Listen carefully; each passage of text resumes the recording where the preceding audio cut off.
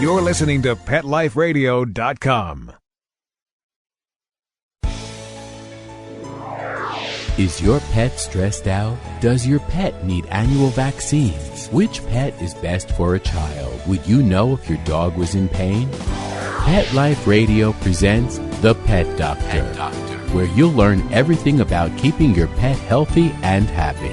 From pet care, pet meds, and grooming, to pet food, pet insurance, and dental care.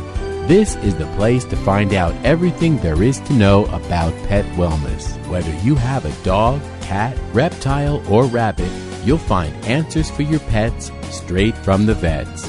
Because your pet health matters.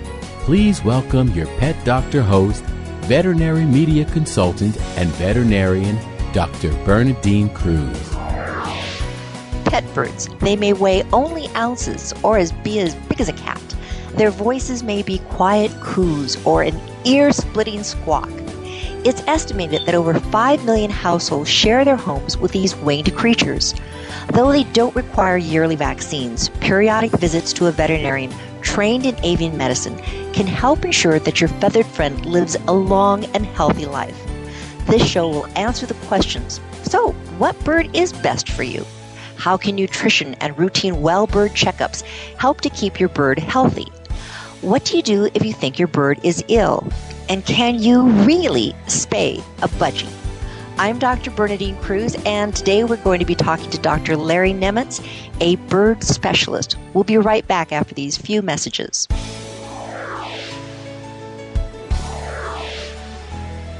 Please have a seat in the waiting room. The doctor will be with you shortly, right after these messages.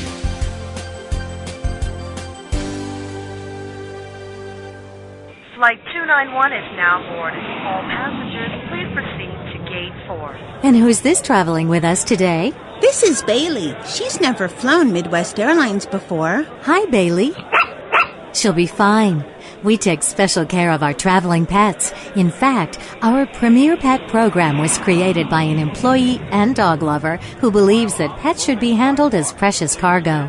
And they are. Oh, and they earn travel rewards too. Oh, good. Thanks for flying Midwest Airlines, Bailey. Enjoy your flight. Visit MidwestAirlines.com. Pets are part of the family, and when traveling with your dog, there's only one magazine to include when packing your doggie's duffel bag, and that's Fido Friendly, the travel and lifestyle magazine for you and your dog. Each bi-monthly issue includes hotel, city, and state reviews, and doggy destinations to explore with your furry companion. Fido Friendly magazine can be found at Borders, Barnes & Noble, PetSmart, Pet Boutiques, and Fido Friendly hotels nationwide. Or you can go online to subscribe at www.fidofriendly.com. So get traveling with your pet today and leave no dog behind. And remember, Fido Friendly's the only magazine dedicated to the travel lifestyle of man's best friend, and the one magazine your dog will thank you for.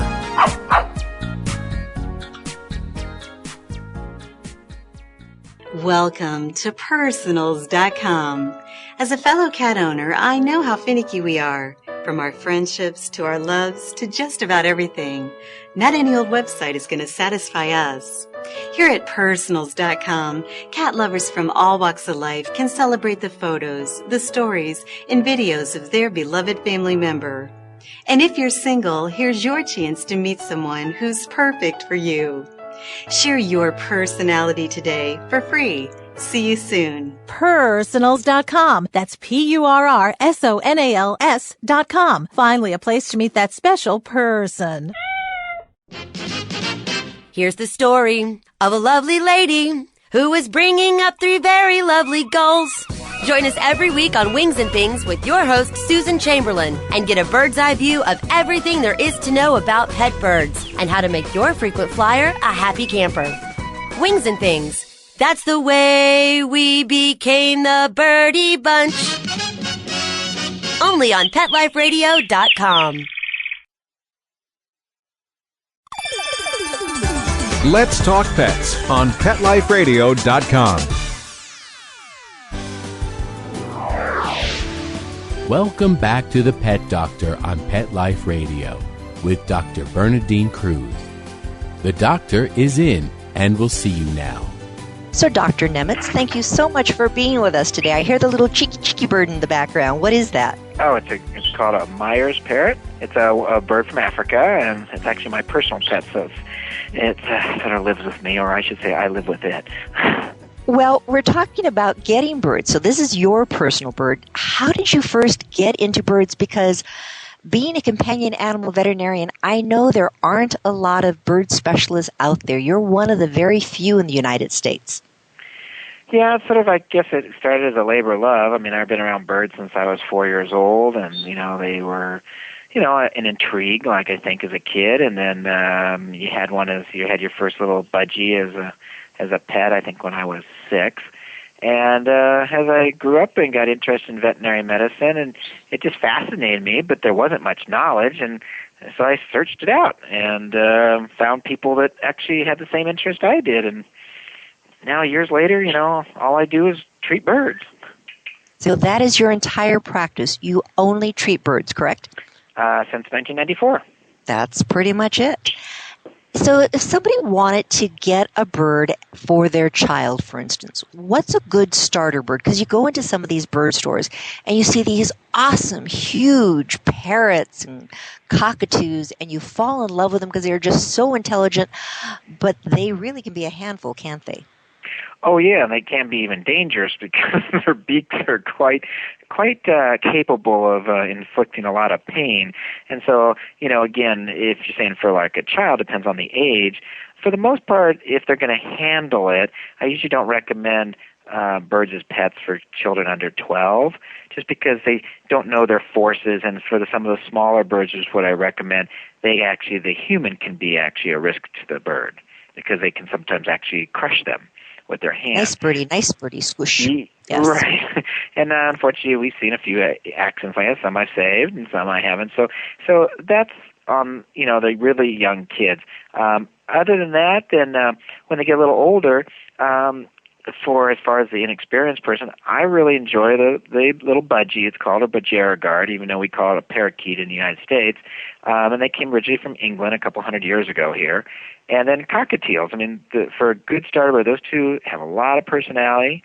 You take good care of them. I mean, the record here at the clinic, we have a lady that had a budgie who lived 18 years. Wow. And I have a client right now that's going to break the clinic record for cockatiels at just shy of almost, I think, 29, maybe a little over 29 years old. That is amazing.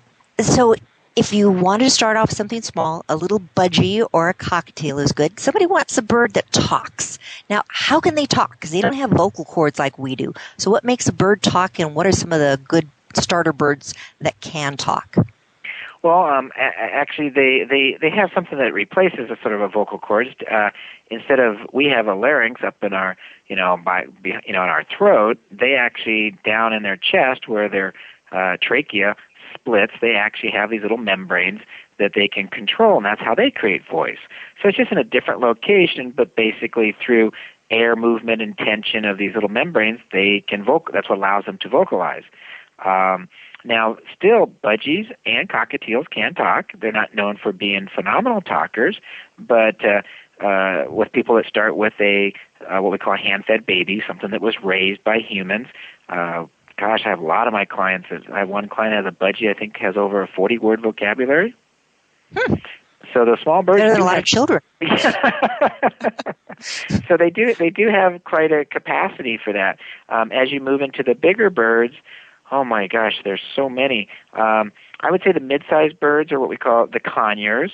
They're a little bit bigger. We go by weight. So like say your budgie is about a 31-ounce bird. Your cockatiels are about a 3-ounce bird. And then your conures run between 3 to 5 ounces approximately.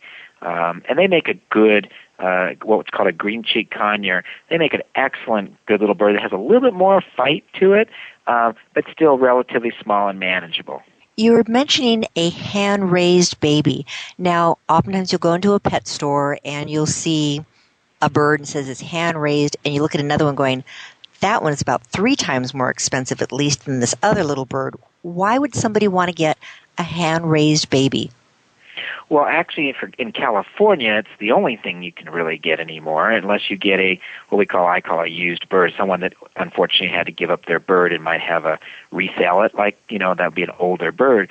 But since importation, for the most part, there's some exceptions, but most of the birds stopped about 1992. So most of the birds that come to California, at least, are in fact both hatched and raised somewhere in the United States and then shipped here. So you have probably better than 98% chance that if you bought a bird in a local pet shop, it probably is going to be hand-raised. And when they're hand-raised, aren't they typically just a nicer, more friendly bird because they're used to being handled? Yeah, what it is, they lose the fear of humans. So what I like to call it, there's hand-fed and there's hand-raised.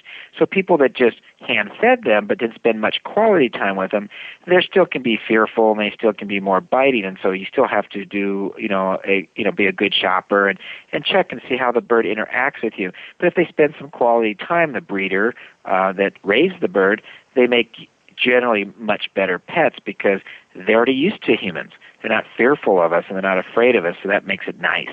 In the intro, I was saying that, birds don't have to get their yearly vaccines, but going in to see a veterinarian is just a great idea.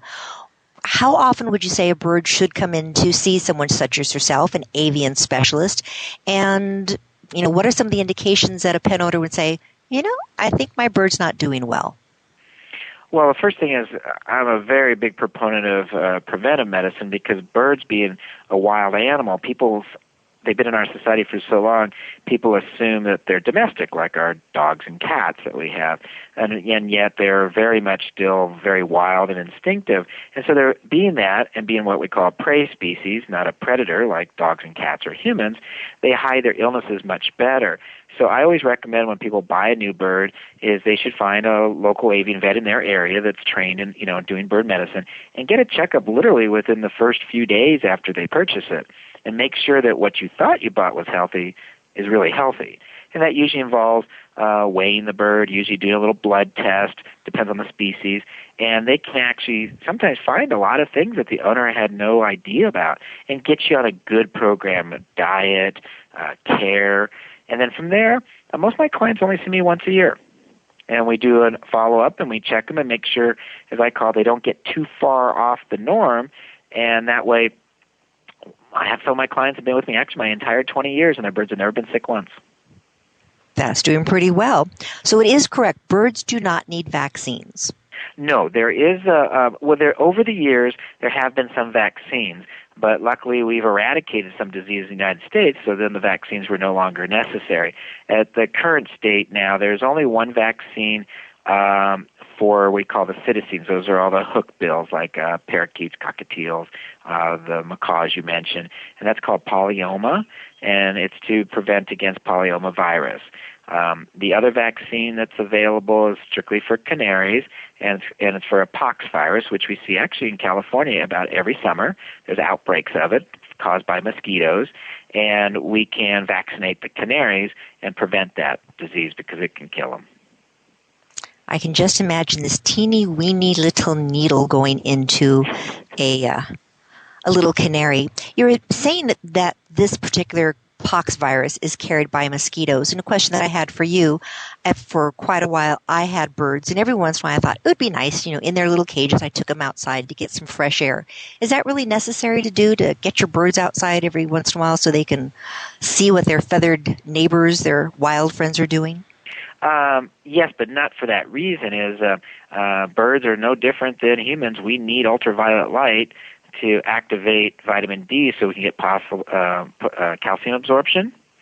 And so if they're kept inside all the time, there's a misconception that if they're by a window, they get the ultraviolet light. Well, in today's world, especially in California or in the newer homes, double pane glass reflects over 97% of the ultraviolet.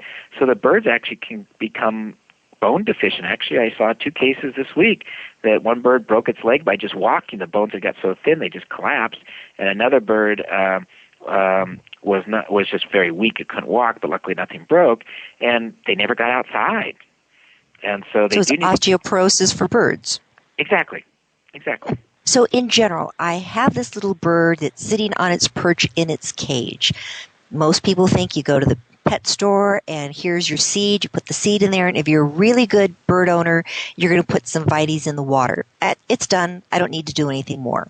True or false? False. And what should they do? Well, it gets a little complicated because I see about 400 different species of birds. So I very much, I got pretty much into each one, and we customize a program specifically to each client. So if they bring me a cockatiel, we talk about, there's some overlap, but for the most part we talk about specifically cockatiels. If they bring me, I see toucans, I see chickens, today I saw a quail. I sort of customize the husbandry for that species to help them the best. But basic in today's world, seed diet, which is everyone thinks is what birds eat, it started as sort of a, not really from knowledge, it came out of just, hey, something we need to give is dried to a bird, and it sounds good, and someone 200 years ago said Polly wants a sunflower seed, and it started this problem. Bird medicine is a relatively new discipline, maybe only a little over 20 years, and so a lot of research has been done, and we found out, wow, if we give them only seed, it's like you eating only lettuce, and, you'll survive, but not a long time. And so we give them, they need the 4 food groups just like humans. They need proteins, and I don't mean meat, but we use beans, we use egg, they need calcium sources. The one bird that came to me and couldn't walk, they gave seed, but they forgot to give it a cuttle bone.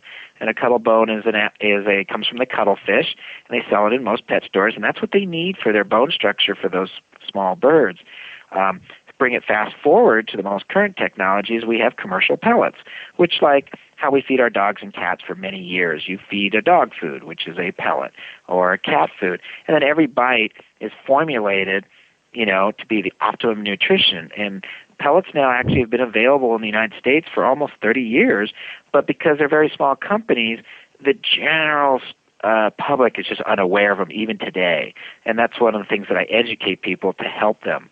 I even did a research project for, almost 8 years. And my little bird that actually now is sitting in my lap, otherwise she'll talk too much, she eats basically her pellets. She's 14 years old this year, and she gets a little bit of people food, vegetables and pasta, good quality foods, and her water. And she's basically, again, never been ill the whole time I've had her, and I've had her since day one because I have the parents. I love it. We've been talking to Dr. Larry Nemitz, a bird specialist avian veterinarian in California. We'll be right back after this short break to learn more about how we can keep our feathered friends healthy. We'll be right back.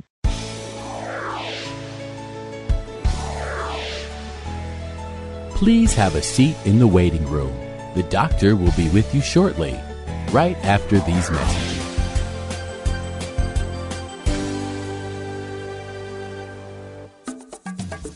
Ready to take a walk? Not just you, but your whole family. It's the 2008 Whisker Walk, Sunday, June 8th from 9 to 4 at the Lancaster Fairground in Lancaster, Massachusetts. Pet owners and animal lovers walk to lend a paw to benefit the animal shelters and pet charities they love. Come see exhibits, demonstrations, educational programs, special attractions, product giveaways, entertainment, auctions, raffles, food, fun, and things for adults and kids to see, do, and buy, both human and pet related. Whisker Walk 2008, a fun day for everyone. For more information, log on to whiskerwalk.org.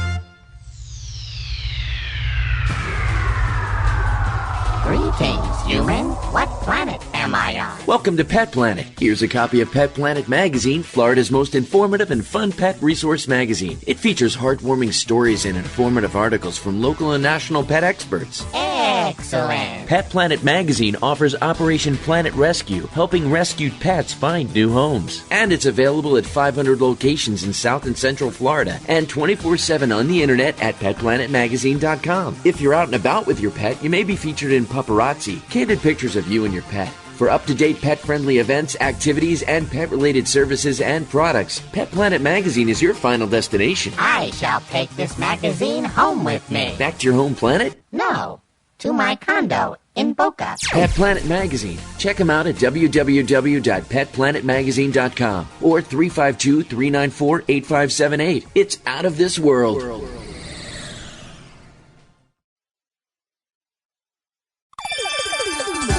Let's Talk Pets on PetLifeRadio.com. Welcome back to the Pet Doctor on Pet Life Radio with Dr. Bernadine Cruz. The doctor is in and will see you now. My guest today is Dr. Larry Nemitz. He is an avian specialist. His practice in veterinary medicine is only treating birds. I know, Larry, that you've treated big birds, little birds, and we'll get into some of the amazing things that you've been able to do. But before the break, we were talking about diet and pelleted feed. So you have this bird, you go, okay, I'm going to feed it pelleted feed. This is what I need to feed it. It's the best thing for it. You put the feed in the cup and it looks at you going, no, I'm not eating that stuff. How do you get your bird to eat a food that it's never been exposed to before, but you know is the best thing for it? It's training. It's really, I look at it, it's no different than how, all of us were trained by our parents. They stuck it in front of our face each day, and some days we ate it, some don't, but they didn't starve us. They didn't say, you have to eat this or you starve, because birds will do that. And as they get familiar with their environment, they investigate, because they're very curious animals. I tell my clients that the average bird takes upwards of 2 weeks or longer of actually seeing a food in their cage every day before they'll try it. Now, sometimes we get lucky and they'll eat it right away, but what we do is keep them on their regular diet, whatever they come here with, and then we add this in addition to them, and so we can get the bird familiar. And so the conversion process, average bird, is usually anywhere between 4 to 6 weeks, but I've had some birds that just inherently, wow, this is new, this is good, we're going to try it, and they love it, and then it makes life easier for us.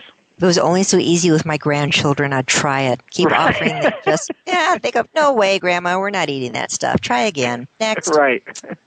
Patience. Patience, yes. How do you know if your bird is ill? What are some of the signs? Because they just sit there, and I've had people bring me a bird, and I'm just so hesitant to touch it because sometimes just that shock of transporting them or trying to handle them, oops, they died. The people had no idea that they were that sick. How can a person tell when their bird is not doing the best? Well, and again, it goes back to when you asked me about preventive care. Most of my clients, if we get them from day one, rule out what I call the bad disease. Make sure they're not carrying some virus or something that's going to be the little time bomb, I call it, that can go off spontaneously. And we get them on a good diet plane. Birds actually, in my opinion, are one of the strongest immune system of any animal that we own as pets, much stronger than dogs and cats. And I tell my clients, this is your game plan. You work on that. It's rare that a bird will get a infectious disease and be sick within a year between the times I see it.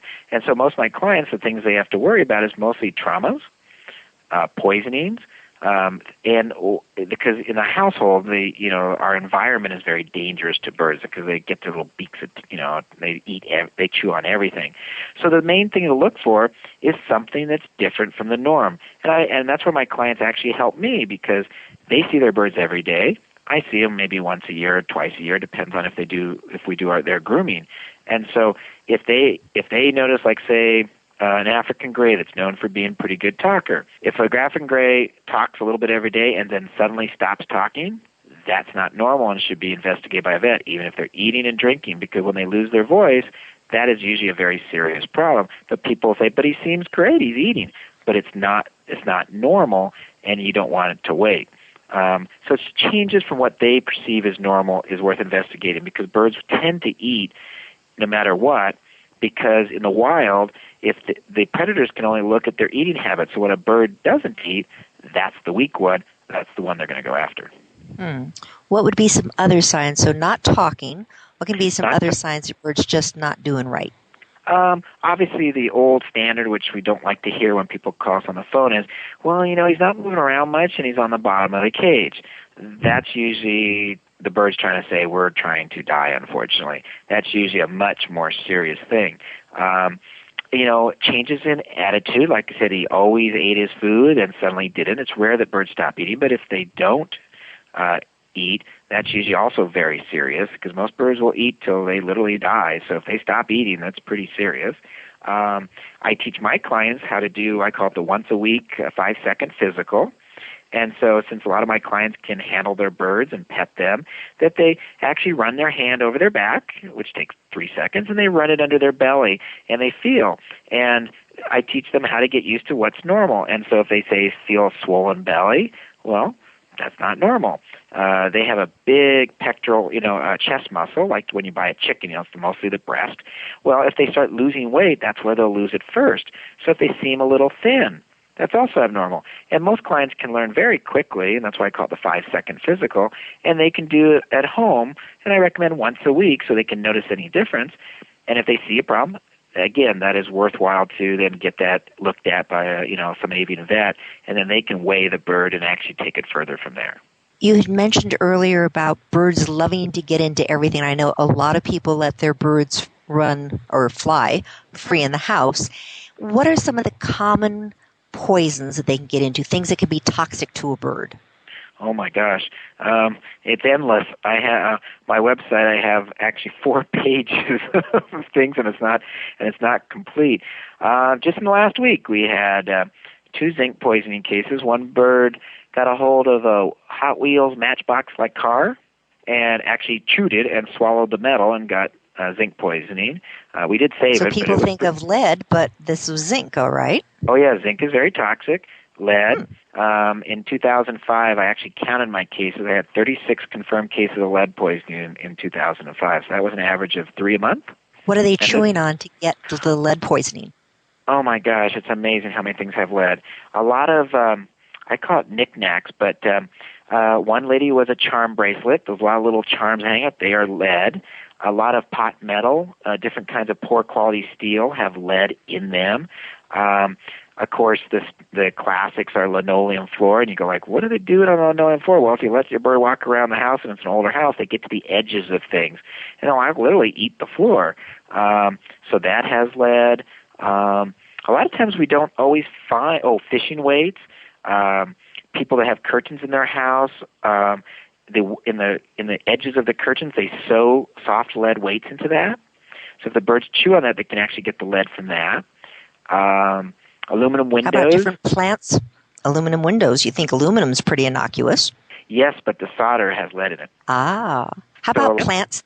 Well, I tell people there's so many toxic ones.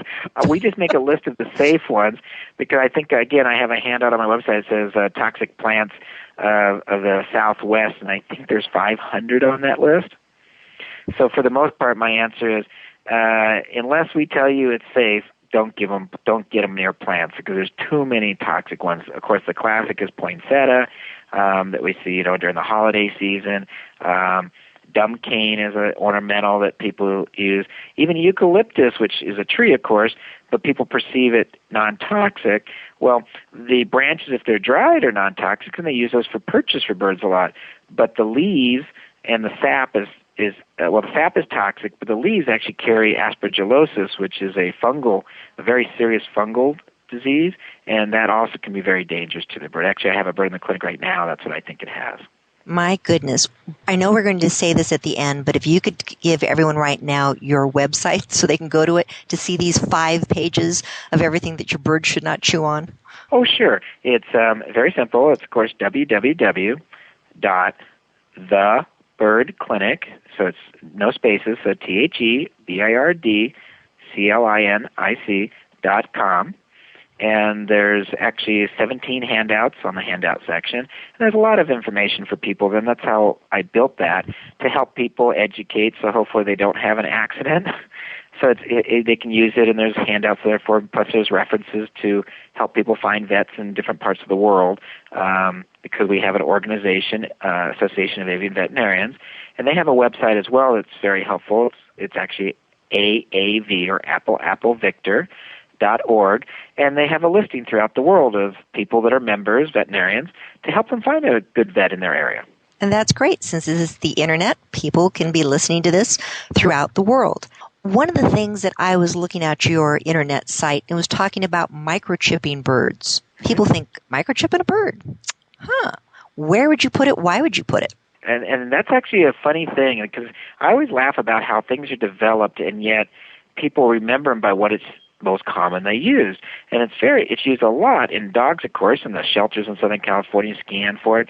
But actually, the first chips, to my knowledge, were actually developed by a local veterinarian here in Southern California, and he designed it for birds. So birds were actually first microchipped before dogs were. So they were microchipped so you could prove that this was your bird, or for migratory reasons? Why did they do it? I think it's great. It was mostly because, of course, a lot has changed over the last 20, 30 years, but birds are still, some of them are expensive, but back years ago, before we had good breeding stuff, some of these birds were extremely expensive, like in the tens of thousands of dollars. And so microchipping was developed mostly for security, so that, yes, if the bird got lost, that you could truly prove this is your bird. And actually, I've been involved in several legal cases where the birds were stolen, and because of that microchip, they got their bird back, because the police department, of course, their duty is to ensure that what you're saying is true. And you could say, well, that's my bird and he stole it. Well, they're going to say, how do you prove it? You can't just say, well, I just know it is.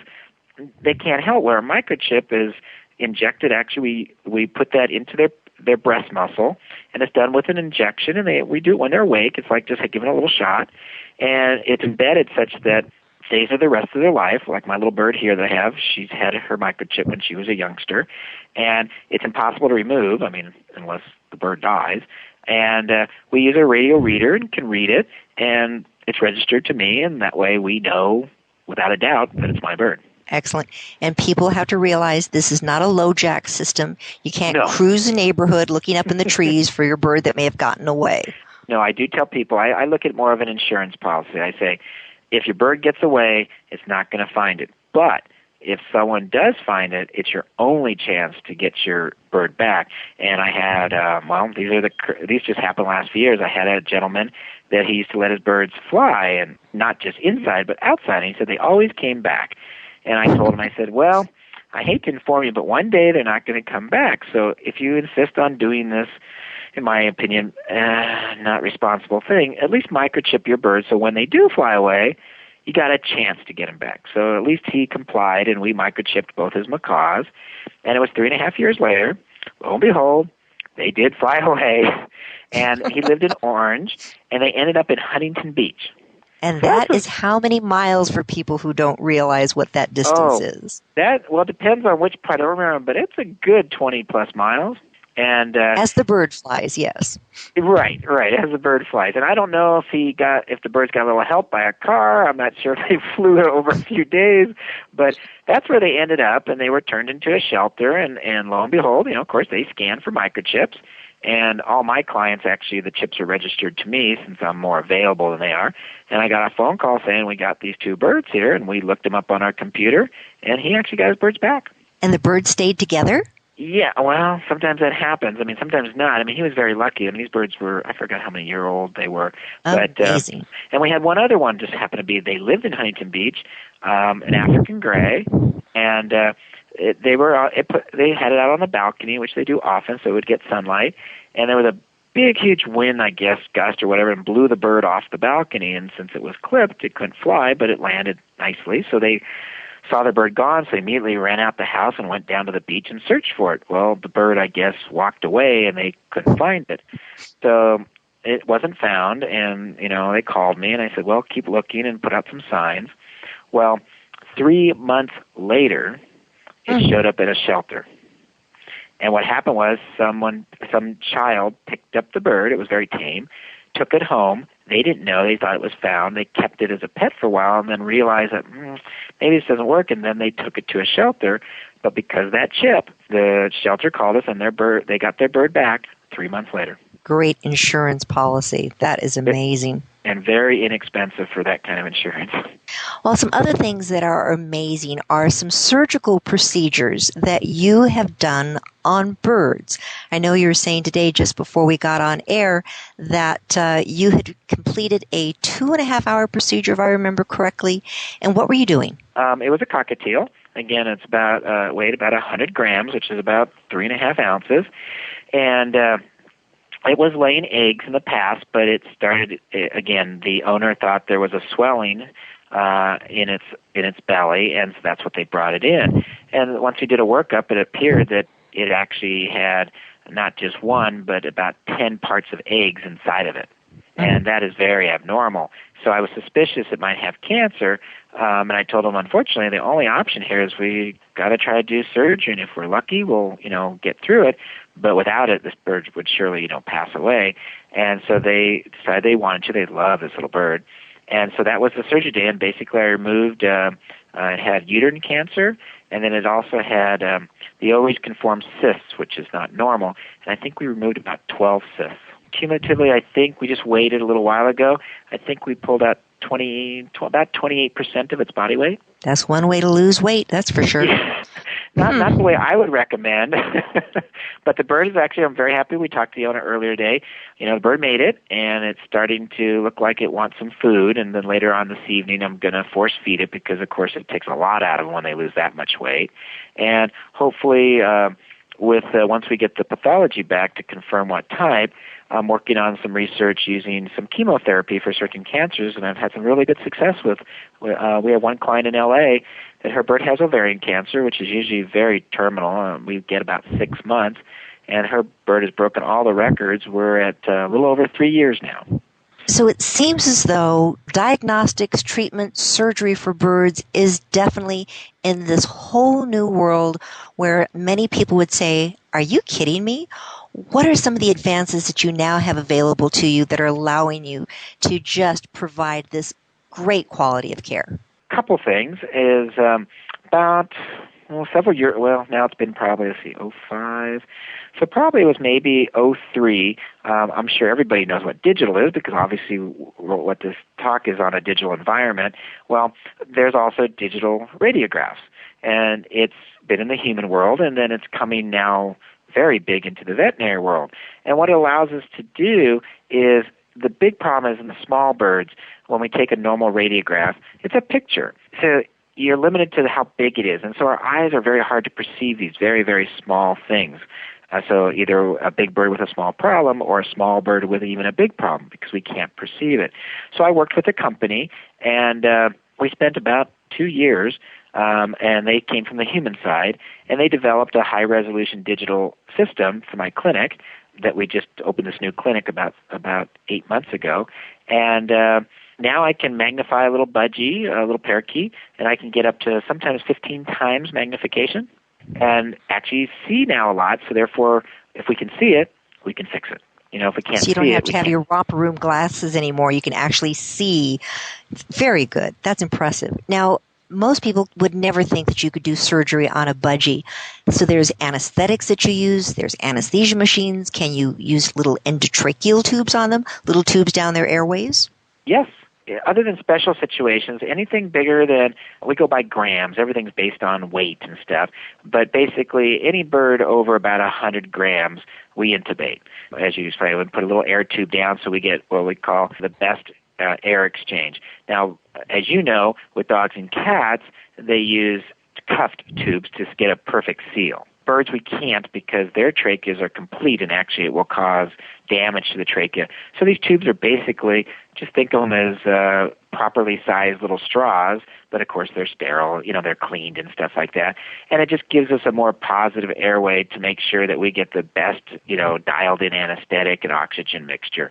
So it does make it a lot safer for the birds. What is the smallest bird that you've done surgery on? By size or weight? Let's see, probably actually both. Was last year a zebra finch that weighed 14 grams. And oftentimes people would say, are you kidding me? You have this itty-bitty little bird. I can imagine walking through the door is going to cost more than what the bird cost. People don't seem to mind?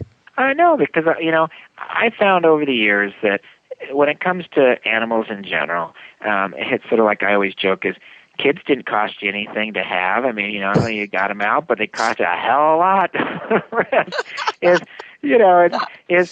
People, I have clients that have fostered birds, they've taken them from homes that they just put in a good home and have spent thousands of dollars on their food and care and what have you. And other people that have spent tons of money on their birds and don't necessarily take the best of care. So it comes down to that quality of pet, because I would say a large percentage of my clients, their birds are really their kids. And probably my largest 3 groups of clients are either the young couple that don't have children and they have birds for their kids, and then I call them the 14-year-old, 15-year-old, 16-year-olds that always wanted a bird as their first pet, and their parents bringing them. And I just had one last week of a 14-year-old daughter that wanted a bird, and her mom did a great thing. She said, "No, you have to read about it. You need to research it because it's a responsibility." And she did that, and they picked their first bird, and they came in for that new bird checkup. They found me on the internet. And I told the girl, I said, "Now you realize if you take good care of this bird, the bird they bought was a conure, you will have this bird for the next 20-some-odd years until you're probably married and might even have kids." And so, if they take it seriously, they can be excellent, excellent pets. And then they're not really that as expensive, but they can have problems just like we can, our dogs and cats. And as long as they prepare for it, we hope we can help them. Well, Dr. Nemitz, you have given us some just fantastic information, and you really go along with what my whole premise is for this particular show, and that is to have the goal be to entertain, to educate, and to motivate you to be the best pet owner you can be. We've been talking today with Dr. Larry Nemitz. He is a bird specialist in California. You can find him on the internet. You've been listening to Dr. Bernadine Cruz with the Pet Doctor on Pet Life Radio. Thank you so much for listening. Have a great day with your pets, and come back next week. We'll have more animal issues. Have a great day. Thanks a lot. Bye-bye. Pets can be a wonderful addition to your life. Because they're a member of the family, keeping them healthy and happy is important. Pet Life Radio presents The Pet Doctor with veterinary media consultant and veterinarian Dr. Bernadine Cruz. Whether you have a dog, cat, reptile, or rabbit, you'll find answers for your pets straight from the vets. On demand every week, only on PetLifeRadio.com.